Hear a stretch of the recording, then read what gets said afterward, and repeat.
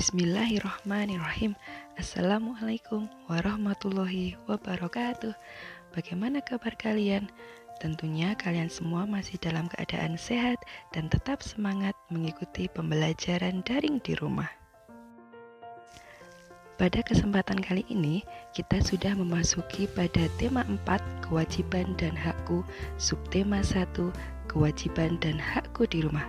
Bagaimana, kalian sudah membaca buku kalian? Pada subtema 1 ini kita akan mempelajari kewajiban dan hakku di rumah.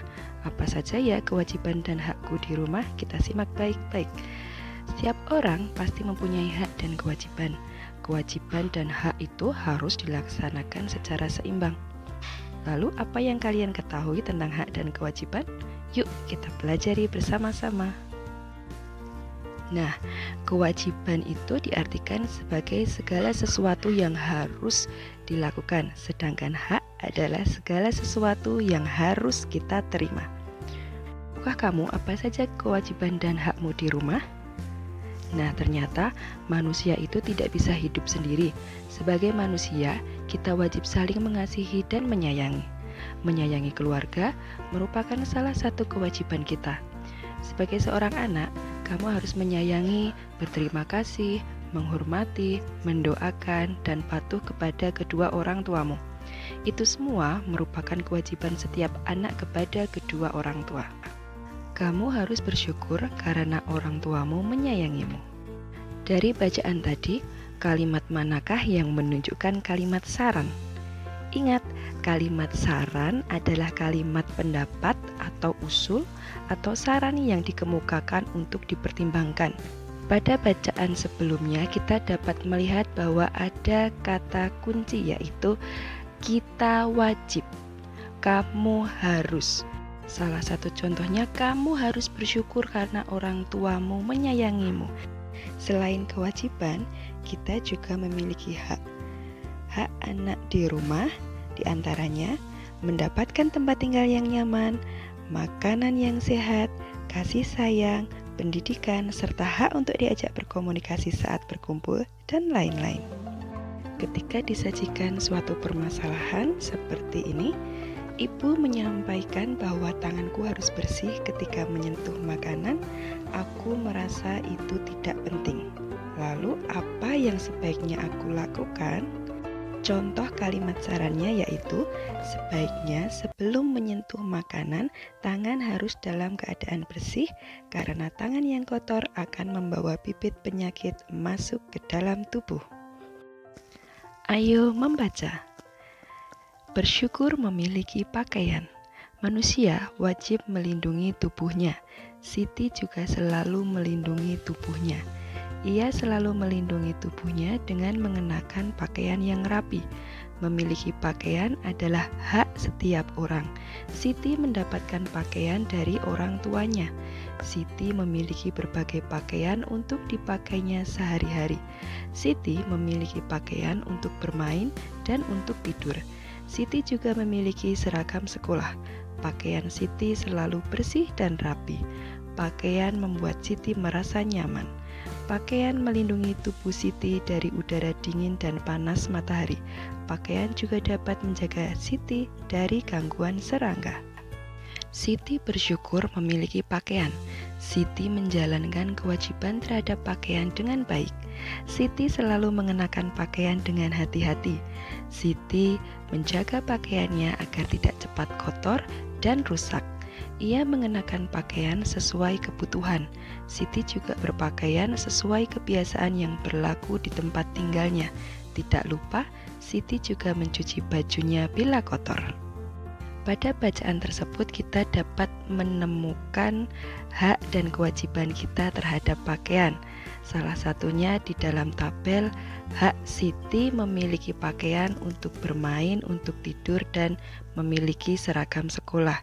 Siti juga memiliki hak terhadap pakaian, yaitu pakaian dapat melindungi tubuh Siti dari udara dingin dan panas matahari. Selain hak, Siti juga memiliki kewajiban terhadap pakaiannya.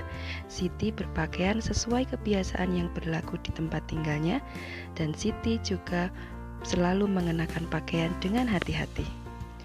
Ternyata setelah melakukan kegiatan, tubuh kita juga memiliki hak yang dinamakan dengan istirahat. Tujuannya adalah membuat tubuh tenang dan tubuh akan kembali segar dan bersemangat.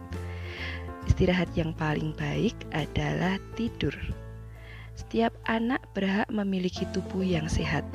Oleh karena itu, kita wajib menjaga kesehatan tubuh kita dengan cara makan makanan yang bergizi, istirahat yang cukup, olahraga secara teratur, dan menjaga kebersihan. Jika tubuh sehat, kita dapat belajar dan bermain, kita dapat berjalan dan bekerja, dan tentunya kita dapat bergerak aktif dan gesit. Untuk menjaga kesehatan, kita harus makan makanan yang bergizi. Setiap malam, Udin dan keluarganya makan malam bersama. Udin berbahagia karena bisa makan malam bersama keluarganya. Usai makan malam, ia berpikir tentang kewajiban dan haknya berkaitan dengan makanan. Berikut adalah hak dan kewajiban kita terhadap makanan. Hak kita mendapat makanan yang sehat dan bersih serta mendapatkan air minum yang bersih dan sehat. Sedangkan kewajiban kita harus bersyukur atas semua makanan yang ada serta membaca doa sebelum dan sesudah makan. Itu adalah hak dan kewajiban kita terhadap makanan.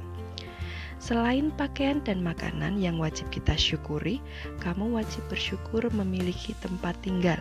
Tempat tinggal akan melindungi dirimu dari bahaya.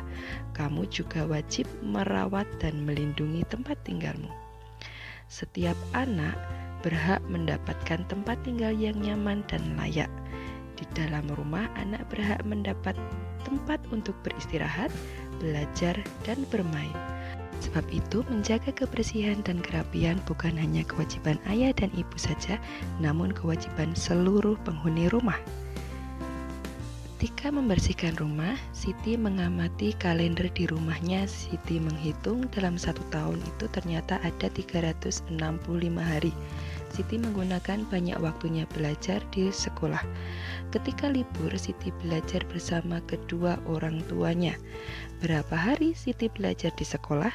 Dan berapa hari Siti belajar bersama orang tua? Nah, amati contoh kemungkinan berikut ini, kemudian tuliskan contoh yang lainnya.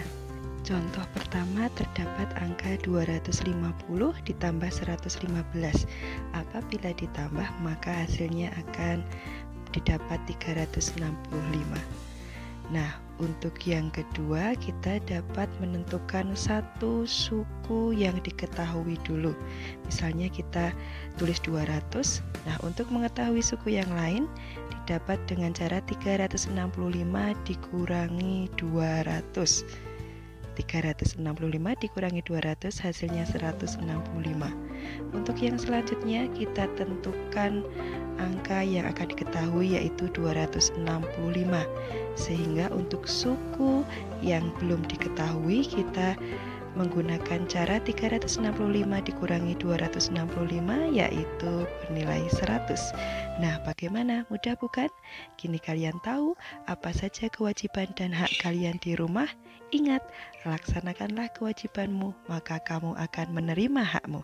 Selamat belajar, tetap semangat, sehat selalu, bahagia selalu. Assalamualaikum warahmatullahi wabarakatuh.